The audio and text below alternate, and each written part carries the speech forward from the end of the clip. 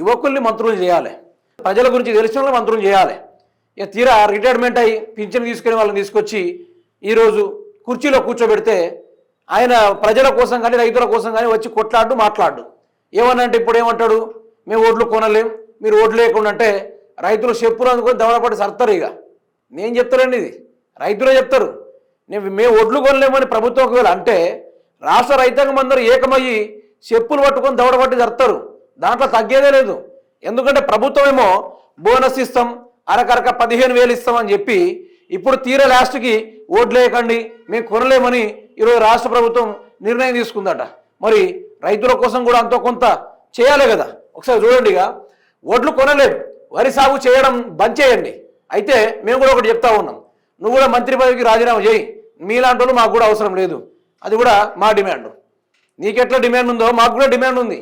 ఏమో అన్నాడు, వరి సాగు చేయడం బంద్ చేయండి, మీరు కూడా కుర్చీలో కూర్చోవడం మానేయండి, మేము కూడా వరి మానేస్తాం.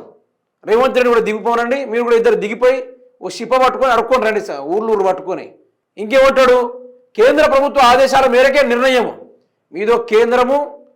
ఆ నరేంద్ర మోడీ కూడా అంతే, కేసీఆర్ అంటారు నరేంద్ర మోడీ క్యా హే, నరేంద్ర మోడీకి హఠాతో ఉనే బుడ్డా హోకే అంటాడు.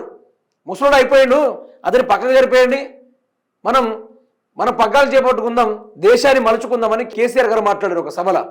అదే నేను అంటున్నా, ఈ ముసలి బ్యాచ్ని అంతా తీసేసి ఓ యువకులను తీసుకోవాలి, ప్రజల గురించి ఆలోచించే వాళ్ళని తీసుకోవాలి. ఇదేంది, మేము ఎట్లాగో ముసలోళ్ళు అయిపోయినాం, ఇక రిటైర్డ్ అయిపోతాం, పింఛన్లు తీసుకుంటాం, ఎన్ని సంపాదించుకో అన్ని. మొన్నటిదాకా యూరియా మీద సంపాదించుకున్నారు, ఇప్పుడేమో ఓట్ల విషయంలో బోనస్ పైసలు ఇంకా జేబులో నొక్కుందామని చూస్తూ ఉన్నారు వీళ్ళు. కేంద్రం ఆదేశం ఇచ్చిందట, ఈయన చెప్తున్నాడు. ఇక కేంద్రం యొక్క మాటలు మీరు వినండి, మీకు ఓట్లేదే, కేంద్రాన్ని జోక్కుంటా ఉండడానికి మీకు ఓట్లేదు కదా ప్రజలు. మీరేదో చేస్తారు, మీరేదో గడ్డి పరక పీక్కొని తీసుకొస్తారని కదా ఓటేశారు. మరి ఇప్పుడు కేంద్రం చెప్పినట్టే వింటాం, ఆడ యుద్ధం జరిగితే ఇవ్వడం ఏం లొసుకులే వాళ్ళకి. ఇవన్నీ వరి వల్ల నీటి సమస్య మరింత ఎక్కువ అవుతుంది. సిగ్గుండాలి చెప్పడానికి, సిగ్గు శరం ఎందుకు లేదా మీకు, నాకు అర్థం కావట్లేదు. మీలాంటి వాళ్ళు రాష్ట్రానికి మీతో ఏం లాభము? శాతగాని వాళ్ళు అందుకని చెప్పిన సరసర మరిగే యువరక్తం ఉండాలి, గింతంతా ఏసీ పెడితే గడ్డగట్టే రక్తాలు ఒక్కొక్కళ్ళే. నేను ఏమంటున్నా, ఇప్పుడు నీళ్ళు ఎందుకు లేవు తెలంగాణలో?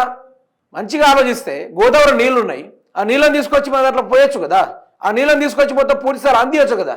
డైరెక్ట్గా ఏమంటున్నారంటే మాకు చేత కాదు, మా వల్ల కాదు, మేమంతా మగోళ్ళం కాదు, ఎవరంతా కేసీఆర్ అంతా మగోళ్ళం కాదు, ఆయనంతా చేయలేము, ఇండైరెక్ట్గా చెప్తా ఉన్నారు.